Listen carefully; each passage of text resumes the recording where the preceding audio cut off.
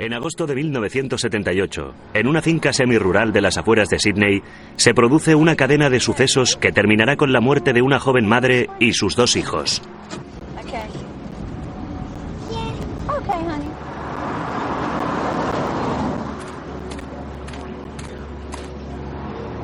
Valda Connell, su hija Sally de 10 años y su hijo Damien de 4 llegan a casa y sorprenden a un delincuente violento que está saqueando su vivienda. ¡No os mováis! ¡Quedaros dentro! Los secuestra y los lleva por zonas apartadas de Nueva Gales del Sur, donde les agredirá, insultará y finalmente matará. Tranquila, Sally, no pasa nada. ¡Mamá! Y aunque la policía dará con él, el inmenso terror y el dolor ocasionado a los miembros supervivientes de la familia no acabará aquí.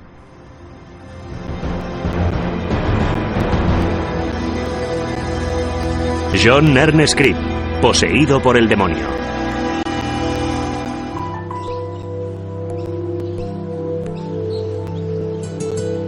En la década de 1970, Baulkham Hills, al noroeste de Sídney, era una de las zonas residenciales de la ciudad que se expandían más rápidamente, donde las casas rurales o semirurales se reemplazaban por urbanizaciones y proyectos de casas asequibles.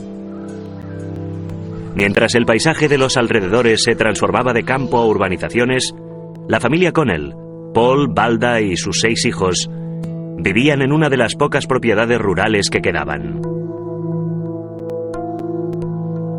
Para nosotros, que éramos niños, era una vida bastante perfecta, como la de antes.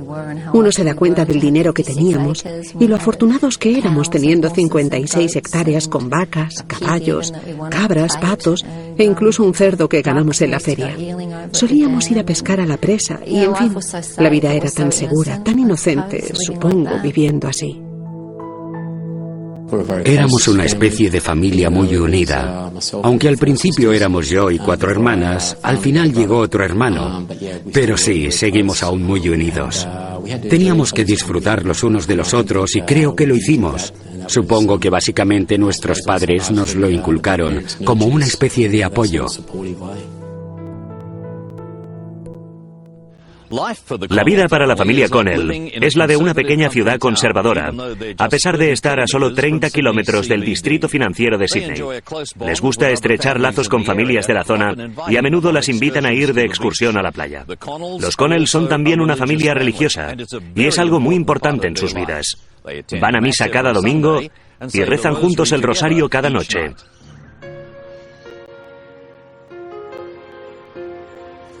La iglesia era importante para todos nosotros como familia. Papá y mamá eran férreos creyentes y nos inculcaron estos valores. Era una cosa de la comunidad, pero imagino que para ellos era una forma de vivir la vida. Eran personas muy éticas que, de hecho, se comportaban de un modo muy cristiano e intentaban ayudar a la gente y a los de la comunidad.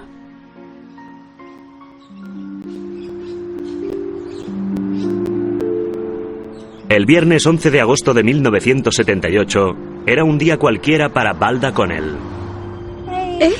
Ya llegamos, cariño. De 39 años y madre de 6 hijos, había pasado el día trabajando en casa, jugando al tenis con amigos y cuidando de su hijo de 4 años, Damien. Aquella tarde, Valda se lleva a Damien a recoger de la escuela a su segunda hija más pequeña, Sally, de 10 años. Ya está aquí, Damien. Los otros hijos de Valda son suficientemente mayores para volver solos a casa. Hola. ¿Qué tal el día, cielo? Bien. Hemos hecho un experimento guay. Ajá. Mientras Valda recoge a Sally de la escuela, un nuevo residente de la zona ronda las calles. Es John Ernest Cribb, un ladrón que acaba de obtener la libertad condicional. Una de las condiciones de la libertad condicional que impusieron a Cribb fue la obligación de vivir con sus padres en Killaback Creek. Pero poco después se fue a vivir con su hermana a Baulkham Hills. Justo aquel viernes, que era 11 de agosto, Cribb estaba en casa y decidió salir. Salió de casa de su hermana a pasear por las calles.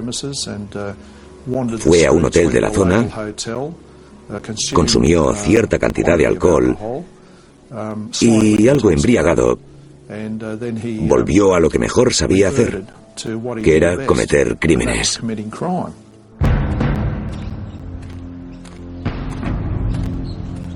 Cripp sale del hotel sobre las 2:30 de la tarde.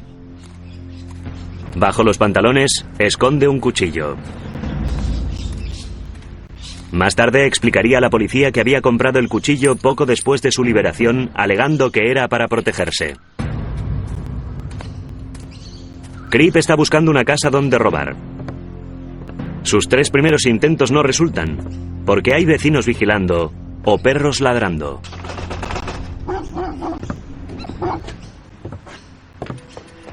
Finalmente, llega a casa de los Connell. Está apartada, sin vecinos cerca. Cripp se dirige al patio trasero y corta una mosquitera para poder entrar.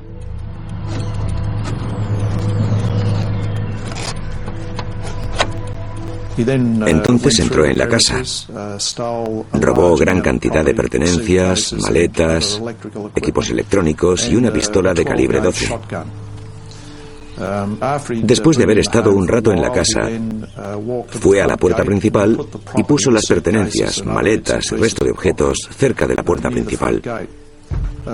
Probablemente con la intención de, tras haber acabado lo que fuera que estaba haciendo en la casa, poder reunir los materiales y abandonar la zona. Cuando Cripp está saliendo de la casa, llegan Valda Connell y sus 2 hijos. No advierten ni la presencia de Cripp, ni que algo va mal. En esos momentos, varios pensamientos se cruzan por la cabeza de Cripp, pero principalmente piensa en su reciente libertad. No quiere que le cojan. Cripp mueve ficha. ¡No os mováis! ¡No os mováis! ¡Quedaos en el coche! ¡Quedaos en el coche! Vale, no nos hagas daño. ¡Calla! ¡Me llevo el coche! ¡Vendréis conmigo! A pesar de haber sido sorprendido, Cripp ya ha empezado a maquinar un plan. Lo que hará a continuación horrorizará a una nación y convertirá a este ladrón en uno de los delincuentes más conocidos de Australia.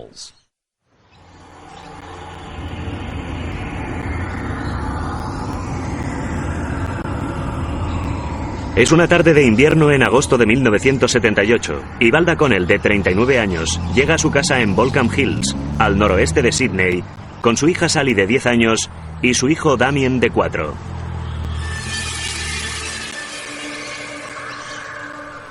Lo que ellos no saben es que acaban de sorprender a John Ernest Cripp, un ladrón armado que acaba de salir de la cárcel y está robando en su casa. Al oír el motor del coche, Cripp se siente atrapado. Toma una decisión. Pase lo que pase, le encerrarán de nuevo. ¡No os mováis! ¡Quedaos en el coche! ¡Silencio! ¡He robado en vuestra casa! No nos hagas daño.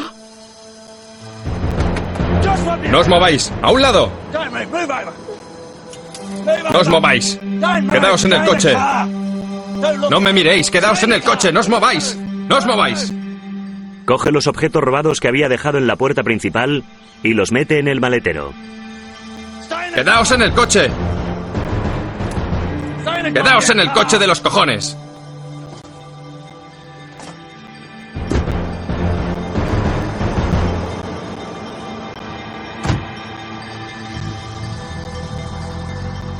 Luego se sienta en el asiento del conductor e inicia la huida.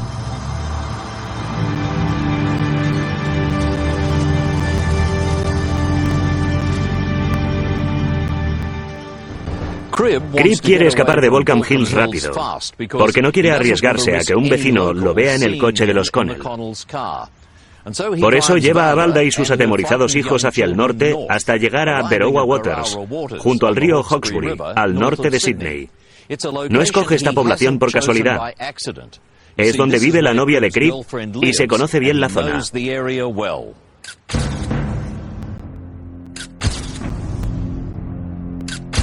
John Ernest Cribb tenía una larga trayectoria criminal. Incluso de muy joven ya había estado en prisión en varias ocasiones. Había tenido muchos enfrentamientos con la policía por su actividad delictiva y en el momento del crimen acababa de salir en libertad condicional tras haber sido sentenciado a 12 años por robo a mano armada. Es interesante analizar los distintos robos a mano armada porque hay cierta similitud entre estos robos y este caso en particular. En los robos a mano armada en los que asaltó casas, tomaba a gente como rehén y después huía en el coche de la casa. Así que había similitud entre aquellos delitos y el que acababa de cometer ahora. La zona donde Cribb decide parar queda apartada de la carretera principal. Está convencido de que no habrá nadie cerca que le interrumpa. Oye, ¿ves esto? Esto manda. Si vas a alguna parte, haré daño a los niños. ¿Me oyes bien? Vale. ¿Vale? Vale, pero no hagas daño a los niños. Esto manda, ¿de acuerdo? Sí, vale. Él manda, así que no te muevas. Di sí. Vale, sí, vale. Nos quedamos aquí. Dame eso. ¡Deprisa, dámelo! Cribb ve uno de los vestidos de Balda en el asiento trasero y pide a Sally que se lo pase. Y entonces comienza a cortarlo en largas tiras. Balda permanece quieta e intenta estar calmada, haciendo todo lo que le pide Cribb sin rechistar.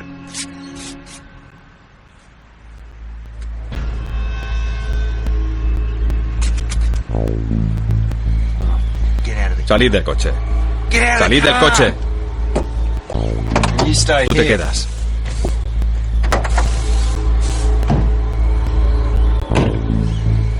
Bueno, ya basta. Venga, vamos. Sally solo puede observar cómo Cribb amenaza y maltrata a su madre y hermano de 4 años, sin poder hacer nada. ¡Mamá!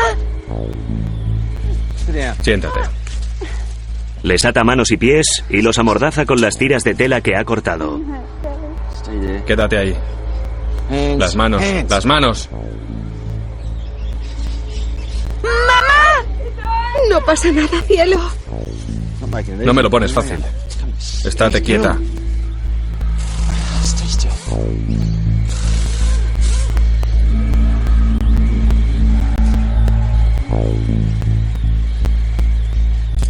Cuando termina, vuelve al coche y se marcha con Sally. Recuerda, tengo a tu hija. No intentes nada.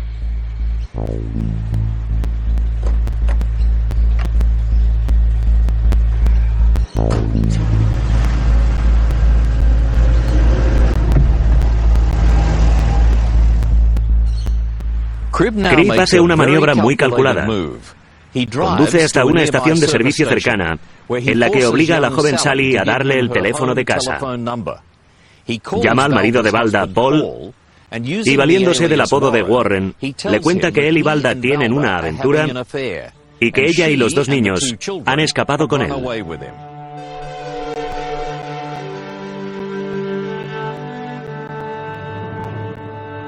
La idea de esta historia le servía para encubrirse, para ganar tiempo y preparar la huida. El inventarse que se trataba de un problema doméstico y que la mujer y los niños se habían marchado no encajaba para nada con esta familia. El plan de Cribb para ganar tiempo no resulta. Paul Connell contacta inmediatamente con la policía y la respuesta es rápida. Llegué a casa y vi a la policía en la entrada. No estaba seguro de cuál debía ser el problema.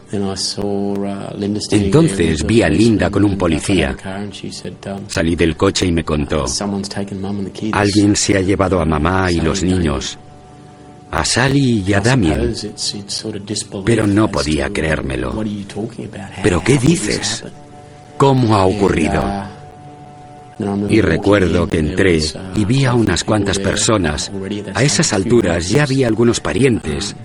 Probablemente había ocurrido hacía 1 hora y media. Había un cierto estado de desconcierto en la casa y, como digo, no sabíamos qué hacer ni qué iba a pasar. Recuerdo a papá sentado en el porche mirando las estrellas y recuerdo haberle dicho: no te preocupes, papá. Cuando vuelvan a casa haremos una gran fiesta. Porque yo era muy joven y muy boba. Vivíamos en la edad de la inocencia. La policía empezó rápidamente la investigación. Los registros de la escena del crimen en casa de los Connell aportaron las huellas del secuestrador. Pero en 1978, relacionar unas huellas con las registradas era una tarea manual, que podía llevar incluso 2 semanas. Como mejor podía encontrar la policía a Balda y los niños era localizando el vehículo. Y Cripp lo sabía.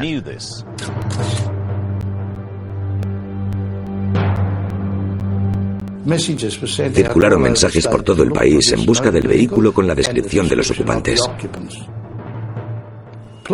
Se ordenó a la policía de todas las zonas que buscara en los aparcamientos de moteles y lugares en los que alguien podría pasar una noche. Son las 11:20. Cripp no sabe con certeza si el marido de Balda ha avisado a la policía, así que espera hasta que oscurece y sale con Balda y los 2 niños. Se dirige al norte, transitando por las tranquilas carreteras del interior para evitar que lo detengan.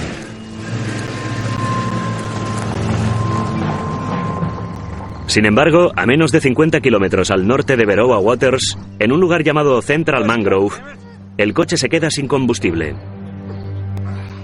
Cripp obliga a Balda a arrastrar el coche hasta un claro fuera de la carretera. Los niños permanecen en el vehículo. Más fuerte. Empuja. Más fuerte.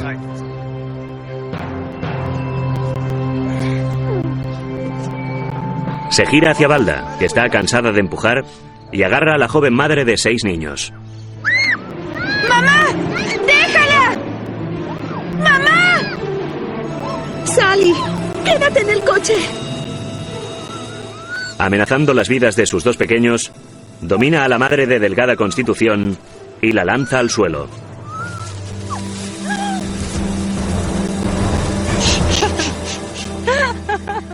Cripp le hace jirones la ropa. Por favor, no lo hagas. Le pone el cuchillo en el cuello y la viola. ¿Te acuerdas del jefe? ¿Eh? Según parece, los niños estaban atados y amordazados en la zona de Mangrove Mountain cuando Cripp saca por la fuerza a su madre del coche y la agrede sexualmente. Y bueno, no se sabe si los niños realmente vieron la violación o no, pero es una hipótesis razonable pensar que lo hicieron. Recuerda quién es el jefe. Estate calladita. Nos contó que la madre le estuvo suplicando todo el tiempo. No tanto por ella, sino por la seguridad de sus niños. Pidió protección para los niños, que no los hiriera ni lesionara, e intentó hablar con él. Son una familia muy religiosa, y en alguna ocasión él comentó que ella le había hablado de religión. Pero es evidente que a él le daba lo mismo. No irás a ninguna parte. Te vas a quedar aquí, ¿verdad?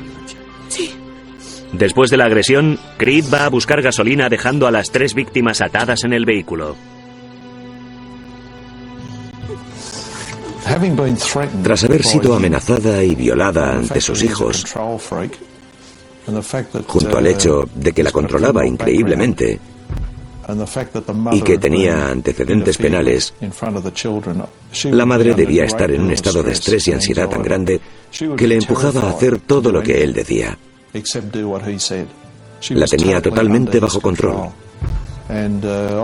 Siento una gran compasión por ella y su situación, ya que no podía hacer nada.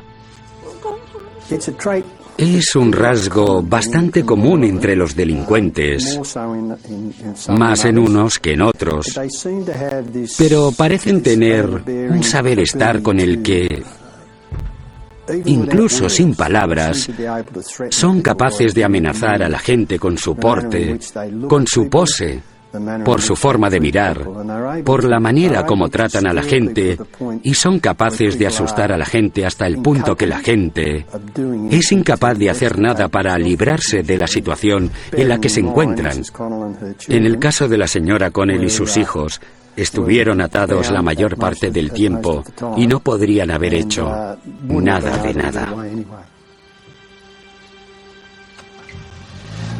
Cripp regresa más o menos una hora después con gasolina para el coche y continúa su viaje hacia el norte, tomando consigo a sus 3 prisioneros que tienen frío, hambre y miedo.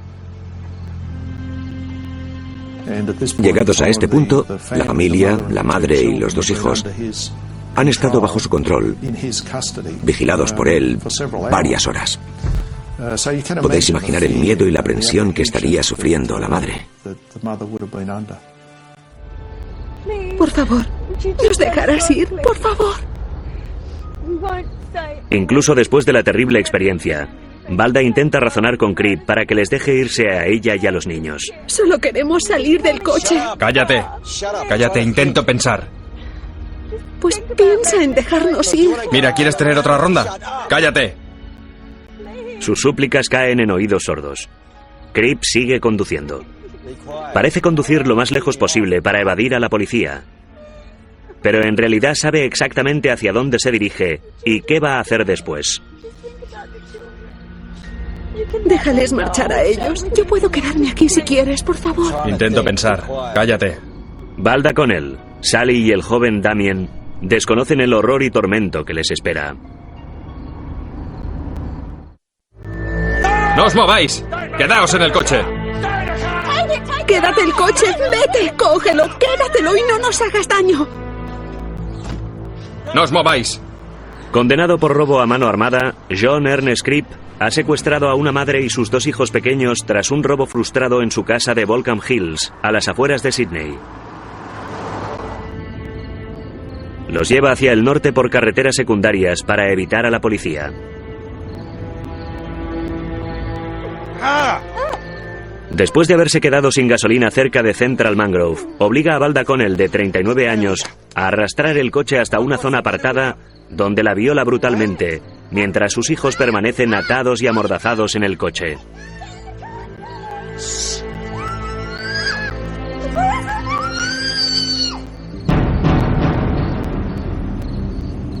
Ya es sábado, pasada la medianoche. Y Cripp conduce hacia una zona de picnic en las cataratas Ellenborough, cerca de donde viven sus padres en Killaback Creek. Cripp había estado en este lugar la semana anterior en una salida familiar. Lo interesante del caso es interesante si nos fijamos en las características de los asesinos en serie y asesinos en general, es que les gusta ir a lugares donde han estado antes o donde tienen cierto control. La razón de llevarles a las cataratas Ellenborough es que ya había estado allí, lo conocía bien y había estado hacía una semana. Así que yendo a este lugar a medianoche no habría nadie, porque estaría oscuro. Conocería la zona y tendría control. Por favor, déjanos, por favor. Se detuvieron allí un rato y luego se encaminaron al municipio de Comboyne. No diremos nada. A 7 kilómetros de la ciudad, Cripp reduce la marcha y cuenta a Valda que les dejará allí. Incluso le enseña a dónde puede ir a pedir ayuda. Pero Cripp está jugando con sus víctimas. Les toma el pelo. No se detiene en ese punto y continúa adelante, dirigiéndose hacia un monte alejado con arbustos, cerca de las cataratas Ellenborough.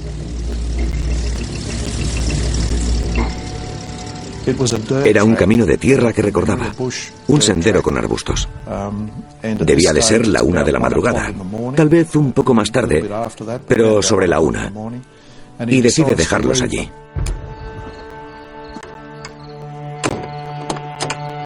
Venga. Por lo que recuerdo, dejó a la madre y los niños en el monte, a unos cuantos metros de la carretera, en la oscuridad. Pasaréis la noche aquí. No vayáis a ningún sitio. Podéis bajar a la ciudad por la mañana. Quedaos aquí. No saben dónde están. No pueden desatarse ni pedir ayuda.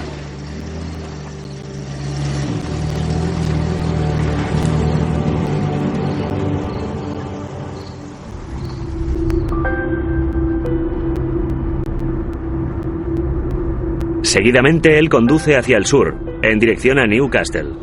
Posiblemente pensó en dejar a sus víctimas en manos del destino, pero mientras conduce, sus pensamientos se apoderan de él. Mierda, tengo que volver.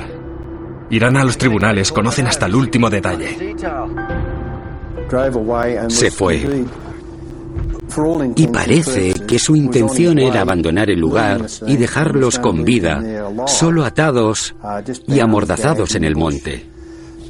Pero se lo pensó mejor después de haber conducido apenas unos kilómetros hacia el sur.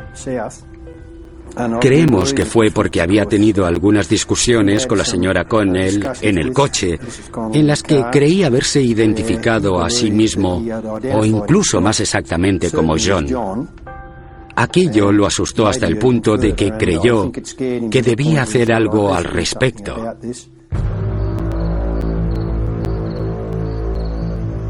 Nuevamente, la libertad de Cripp es primordial. Temiendo que la madre pueda identificarlo a la policía, vuelve al claro aislado del monte. El demonio que lleva dentro le dice que tiene que acallar a sus prisioneros por su bien.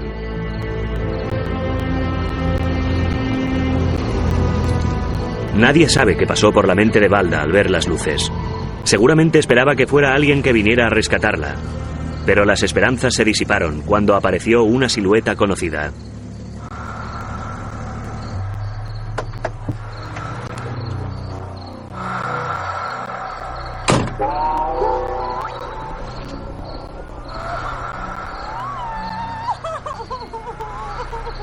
En la mente de Cripp, el asesinato es la única solución a sus problemas. La señora Connell lo miraba, atada y amordazada, y él la apuñaló en mitad del pecho. La apuñaló repetidas veces. Según determinó el patólogo, 13 veces. Y había marcas de defensa en su cuerpo, por lo que parece obvio que, aunque estaba atada y amordazada, realizó algún tipo de lucha.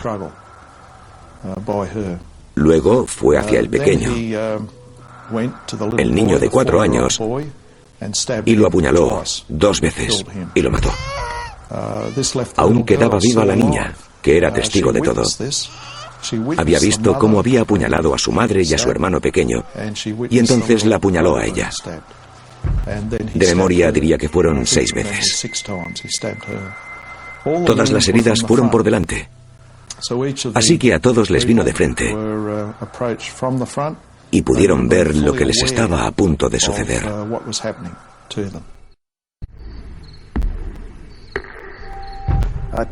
Aterrador es poco.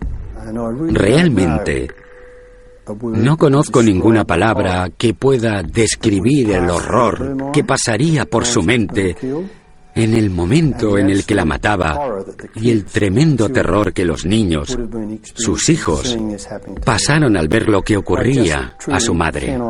Sinceramente no encuentro palabras que describan lo que pudo pasar por sus cabezas.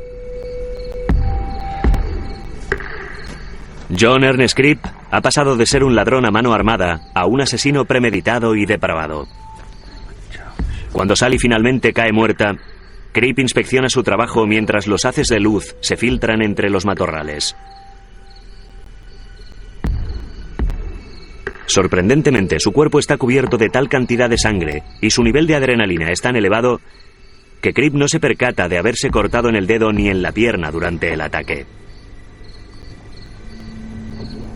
Entonces, dándose cuenta de la magnitud de sus actos, regresa al vehículo.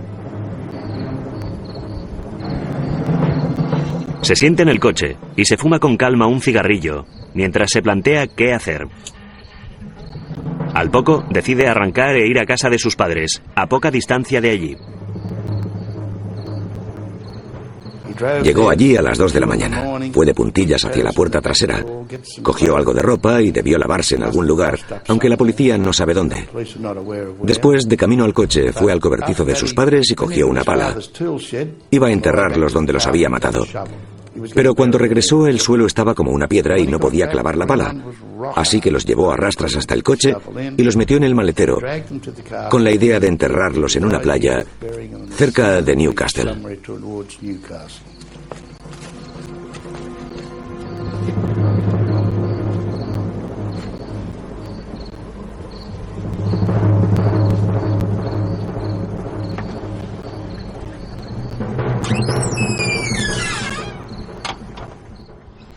Cribb conduce el coche robado con los cuerpos de Valda, Sally y Damien Connell hacia Newcastle. Tiene prisa y sin pensarlo coge la carretera del Pacífico. Cribb sabe exactamente dónde y cómo piensa disponer los cadáveres. Pero como pronto descubrirá, no todo irá según planea.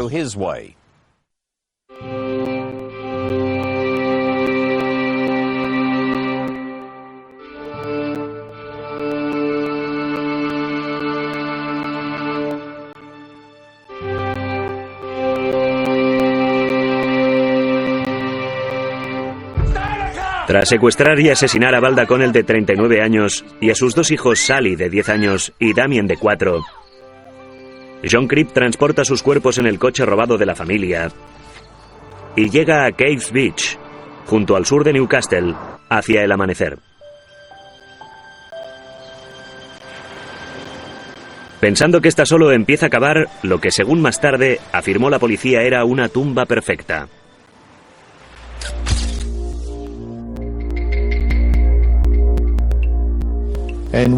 Pero mientras cavaba un hoyo, dos jóvenes de 12 años que daban una vuelta en bicicleta lo interrumpen. Y le preguntan, ¿qué hace, señor? Y él responde, estoy cavando un hoyo. Tengo 3 pastores alemanes muertos en el maletero y quiero enterrarlos. Los chicos miran el coche y ven algunos objetos. Y creo que debieron asustarse un poco porque se fueron. Se marcharon de allí. Y en cierto modo creo que fue bueno que se marcharan, porque podría haber ocurrido cualquier cosa.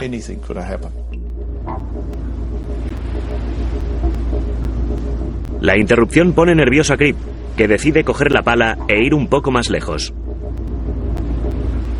Cribb conduce apenas 1 kilómetro, cuando el coche queda clavado en la arena.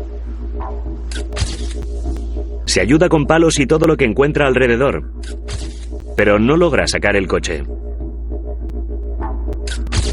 Frustrado, deja el coche y camina hacia la carretera. Hace autostop para llegar a una estación de servicio en Caves Beach. Pronto regresa con 2 operarios de una grúa que sacan el coche de la arena.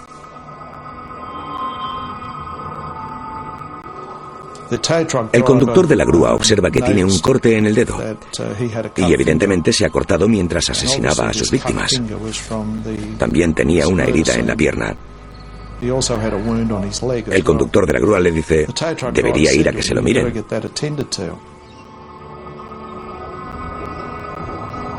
Cribb va al hospital Belmont y le cosen 2 puntos en el dedo.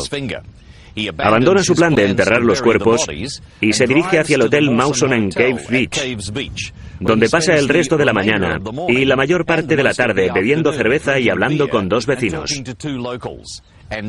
Nadie más, aparte de Cribb, conoce la horripilante carga que se oculta en el coche. Llevaba una cerveza. Se acercó y preguntó, ¿os importa si me siento con vosotros y charlamos? A lo que respondimos, no, adelante.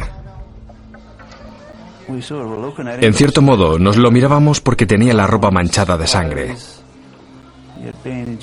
una venda en la mano, y nos dijo algo como que había estado en casa de su hermano, en Duns, o algo así, cazando conejos y despellejándolos. Dijo que era así como se había cortado la mano y que la sangre era de los conejos. Cuando se hizo tarde, decidió abandonar el hotel e ir hacia el sur, hacia Sydney, por la carretera del Pacífico. En algún lugar cerca de Swansea, de memoria diría que fue ahí, entró en una estación de servicio para poner gasolina y habló con el tipo de la gasolinera. Este, al oler su aliento a alcohol, le dijo, creo que no debería conducir. Pero aún así, Cribb puso gasolina y continuó hacia Sydney. De camino, justo al sur de Caves Beach, se salió de la carretera y el vehículo acabó entre los matorrales. Volvió al mismo garaje e intentó contratar los servicios de la grúa que había sacado el coche en Caves Beach en la ocasión anterior. Lo acordó todo para que remolcaran el vehículo temprano, a la mañana siguiente, y volvió a Wickham, que es un barrio periférico justo en la parte norte de Newcastle, para quedarse con algunos amigos.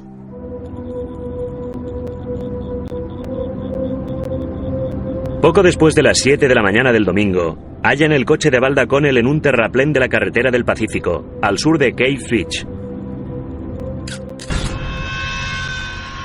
En el maletero encuentran los cuerpos atados y amordazados de Valda Connell y sus 2 hijos pequeños. 3 operarios de una grúa descubren el espeluznante hallazgo al intentar retirar el coche. Al levantar el coche, se abre el maletero y revela el espantoso secreto. La policía de Newcastle y cercanías se apresura hacia el lugar e informa rápidamente al Departamento de Criminología de Sydney. Era domingo por la mañana, alrededor de las 8:40. Todos estábamos listos para ir a la iglesia a las 9 en punto. Y recuerdo mirar por la ventana y ver los coches de los detectives de homicidios. Desde casa teníamos una vista de unos 400 metros y, como decía, apenas había tráfico en la carretera. Vimos cómo se acercaban 3. En ese momento supe que íbamos a tener noticias e imaginé que iban a ser malas. Esa mañana nos dijeron que les habían encontrado y estaban muertos. Y vi a mi tío llorando y pregunté a alguien, ¿por qué llora Philip? Y mi tía dijo, porque su hermana está muerta. Pero yo tenía una especie de shock. Creo que en realidad no podía entender. Recuerdo el golpe en la puerta. Recuerdo escuchar a alguien llorando y que entonces uno de los policías, junto con un compañero de la sal, subió las escaleras, me metió en una habitación y me dijo, han encontrado a tu madre, tu hermano y tu hermana y han sido asesinados. Nos dijeron que los habían encontrado. Jamás pensé que no volverían.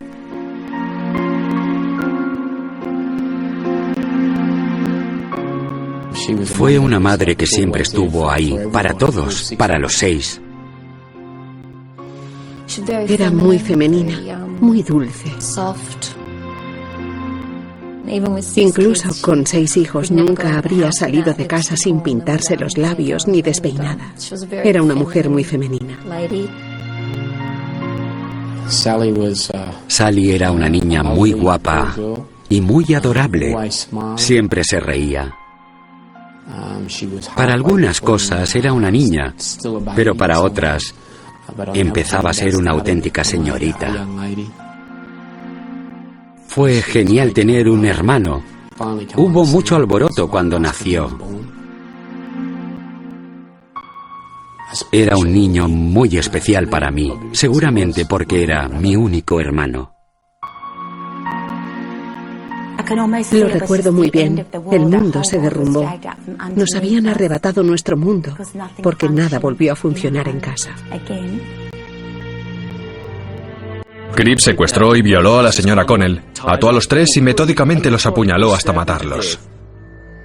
La carretera del Pacífico al sur de Newcastle se convierte en una escena de crimen y los detectives de homicidios Mike Hagan y Rick Campbell se dirigen hacia allí desde Sydney. Puedo decir que en 31 años de servicio, 10 de ellos en homicidios, y habiendo estado en numerosas escenas de crímenes, escenas de muerte y toda esta clase de cosas, probablemente sea esta de las más horrorosas que jamás he visto en mi vida. Sin duda.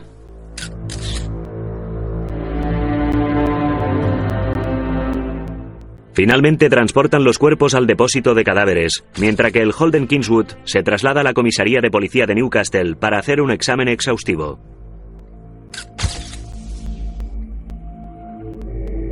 Había restos de sangre en los neumáticos y se encuentran huellas en las pertenencias robadas de los Connell, incluyendo la pistola que estaba en el asiento trasero del coche. El conductor de la grúa informa a la policía del corte en el dedo del conductor y explica haberlo mandado al hospital de Belmont para que lo visitaran. La policía acude al hospital y, sorprendentemente, descubre que el hombre con el corte en el dedo se ha identificado como John Ernest Cribb. Rápidamente relacionan las huellas de Cribb con las halladas en la casa de los Connell y los objetos robados. La policía tiene a su hombre y se envía una descripción detallada a la policía y los medios de todo el estado. La persecución ha empezado. Al mediodía, informes sobre el triple asesinato encabezan los boletines informativos junto con una descripción del hombre buscado, mientras Cribb visita a unos amigos en una casa de Crosby Street, en Wickham. Pasa allí la noche y todo el domingo holgazaneando por la casa. Dos visitantes, Bettina y Ferry Edson, le preguntan por las manchas de sangre en la ropa y Cribb rápidamente responde que ha estado disparando a canguros. También les cuenta que ha tenido un accidente.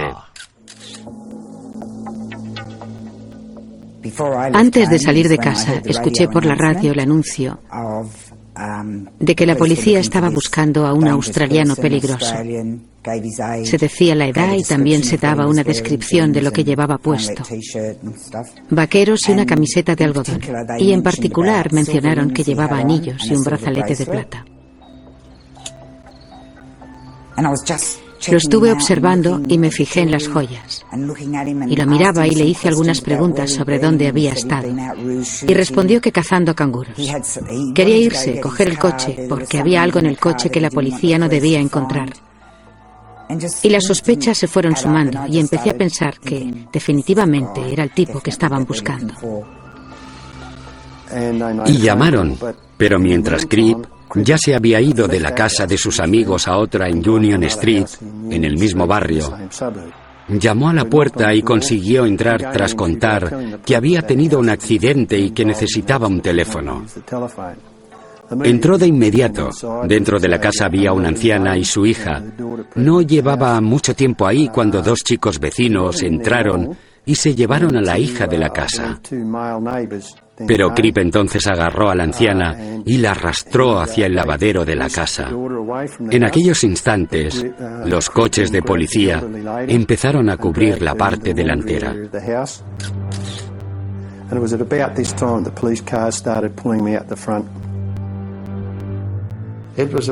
Fue un asedio policial a gran escala que duró desde avanzada la tarde hasta las primeras horas de la madrugada. Una vez pasada la medianoche, las cosas se calmaron. Dos oficiales de policía robustos entraron por la puerta trasera y lo arrestaron. Estaba sentado en el suelo, con una manta sobre los hombros y una lavadora bloqueaba la puerta por la que tenían que pasar. La víctima estaba a su lado. No estaba herida. Lo agarraron, lo tumbaron y lo esposaron con la cara en el suelo.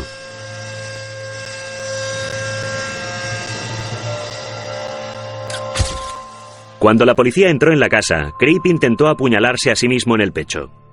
Lo llevan al hospital John Hunter de Newcastle, pero le dan el alta con una herida superficial. Luego lo llevan a la comisaría de policía de Newcastle, donde es interrogado. Al preguntarle por qué después del robo fallido no había cogido el coche y escapado, Cribb contó a la policía que apresó a Balda y los niños por miedo a que le denunciaran. Cribb coopera e incluso se aviene a acompañar a la policía, lo que luego resulta ser una evasiva. Esposado a un detective, Cribb vuelve a los distintos sitios donde había estado con Balda Connell y sus hijos, resiguiendo todos sus pasos.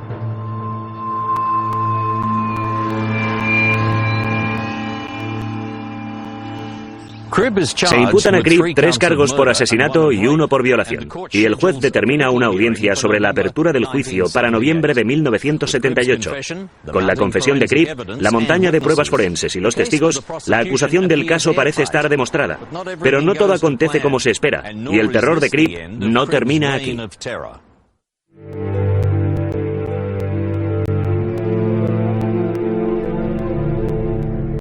En noviembre de 1978, Cribb comparece ante el Tribunal de Primera Instancia de Newcastle. Las pruebas son aplastantes y es decretada su prisión preventiva hasta el juicio. El magistrado sugiere además someter a Cribb a un examen psiquiátrico. Lo entrevista un psiquiatra de la cárcel que diagnostica una esquizofrenia paranoica. Las autoridades trasladan a Cribb al hospital Morris para su tratamiento, un centro psiquiátrico situado en el lago Macquarie, entre Sydney y Newcastle. El 4 de abril de 1979, Rick y yo estábamos en la oficina de homicidios del Departamento de Criminología y nos informaron de la fuga de John Ernest Cribb del hospital Morisset. Según entendí, 4 personas se habían fugado del Morisset. 2 habían sido capturadas y los otros 2 delincuentes, William Munday y John Cribb, seguían libres. Recuerdo estar con papá y decirle, ¿qué pasará si vuelve a nuestra casa? ¿Qué hacemos? Y recuerdo que papá me miró y contestó, oh, espero que lo haga y tener la oportunidad de ponerle las manos encima. Y me di cuenta de que no tenía de qué preocuparme, porque sin duda eso era probablemente lo que se merecía.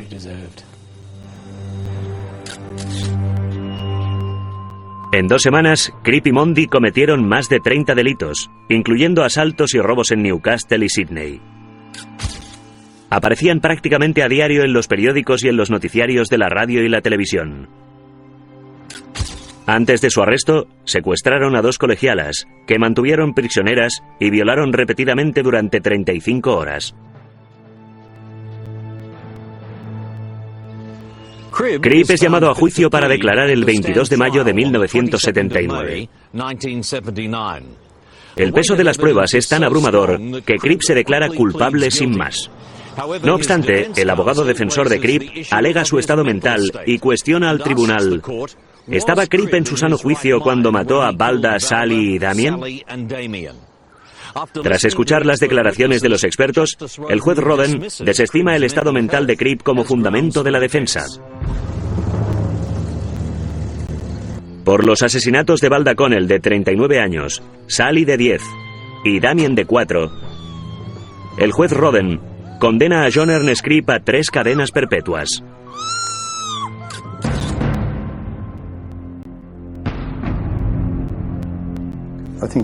Creo que Cribb era un individuo frío, despiadado, calculador. Una persona que no tenía en cuenta los sentimientos de un ser humano. Su conducta había sido fría, sosegada y calculadora, y no mostró remordimientos por lo que había hecho. Una de las cosas que vivimos, que fue de lo más doloroso, fueron los sueños. Soñábamos con los buenos tiempos, pero entonces despertábamos y éramos conscientes de que nuestras vidas se habían convertido en una pesadilla. Y ese sería nuestro día a día. Fue muy difícil, pero hay que luchar. Salir adelante. Lo suyo sería pensar que el caso termina aquí, pero no es así. En 1990 sucedieron 2 cosas. Cribb se casa con la hermana de 22 años de un recluso, y el gobierno de Nueva Gales del Sur introduce la revisión de sentencia. Así, como otros muchos prisioneros cumpliendo cadena perpetua dictada antes de 1990, Cribb solicita una revisión de la sentencia. La esposa de Cribb y su familia se van sin hacer comentarios. Su apelación cae en manos del juez Newman del Tribunal Supremo en 1993. Cribb reclama, con el apoyo de líderes religiosos, médicos, psiquiatras e incluso algunos guardias de la prisión, que está rehabilitado y quiere vivir una vida normal y cuidar de su esposa enferma. Junto con su apelación, Cripp escribe una carta donde relata las razones por las que asesinó a Valda, Sally y Damien Connell. Declara que Valda le había comunicado 10 años antes de los asesinatos que era el padre de Sally, pero que después lo negaba. El juez Newman menosprecia la carta tallándola de grotescas mentiras. Y una prueba más de la falta de arrepentimiento de Cripp y su cruel falta de compasión por sus víctimas. La solicitud de Cripp es rechazada. En 2008 presenta una nueva solicitud, pero la retira el día antes de la vista convocada. A su última visita no se presentó. Expuso a la familia a la agonía de prepararse para revivir el drama y la noche anterior se echó atrás. Con arreglo a la legislación sobre revisión de sentencia, Cripp y otros como él pueden solicitar una nueva resolución cada 3 años. Eso significa que las familias como la nuestra no solo tuvimos que revivir la tragedia de 1978, sino también cuando se escapó en 1979 y otra vez cuando solicitó una revisión a mediados de la década de 1990 y este año otra vez. Y no puede ser que nos toque pasar por esto cada 3 años mientras viva. Determinado a que su asesino se quede entre rejas. Y es lo que sucede con la enmienda de la ley. No solo para la familia Connell, sino para muchas otras familias, para las que una vez más el asesino tiene el poder. Y es que la ley se modificó rápidamente. Ni la oposición ni el gobierno tuvieron reparos en aprobar esta legislación que conllevaba que el asesino pudiera solicitar una nueva revisión de su sentencia otra vez. Y luego quedaba a discreción de los jueces que pasara el resto de su vida en prisión o recibiera una sentencia por años. Desde sus comienzos en 1993, Martha Yarborough y el grupo de apoyo a las víctimas de homicidios han ayudado a miles de personas afectadas por asesinatos. Creo que Martha es como un ángel. Me ha ayudado muchísimo 30 años después. Ojalá Martha hubiera estado ahí en 1978. Para nuestra desgracia, no había ayudas. Teníamos que cargar solos con ello. Siempre estamos con la familia. No hay plazos. No existe un límite de tiempo para estar con el grupo de apoyo a las víctimas de homicidios. Estamos aquí, estamos de por vida, y estamos ahí hasta que lo necesiten.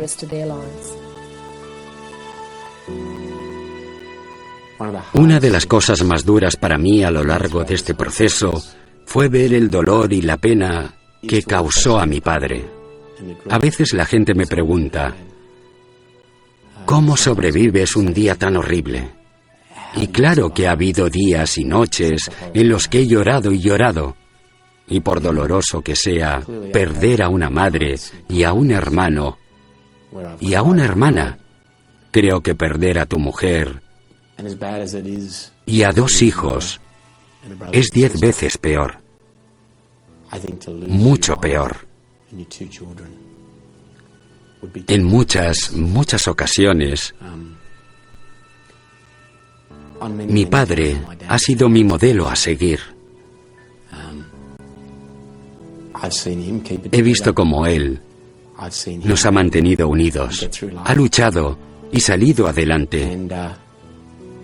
E imagino que si puede hacerlo y seguir adelante, yo también debería ser capaz.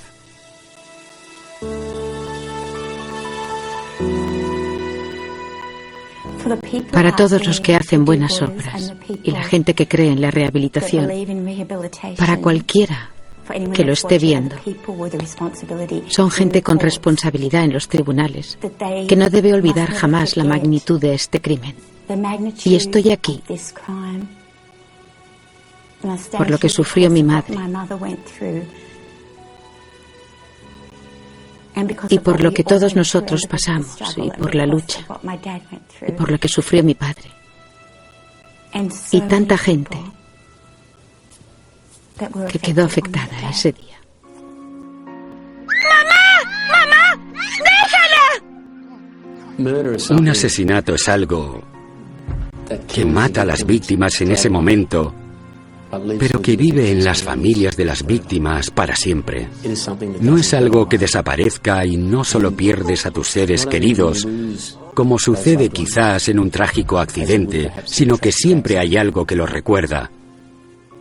Cuando oyes la palabra asesinato, cada día de la madre, en celebraciones, cuando tienes familia,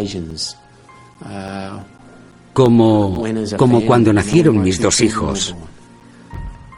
Una madre en particular es alguien especial, que debería ser especial en tu vida, y que te la quiten injustamente por un acto cruel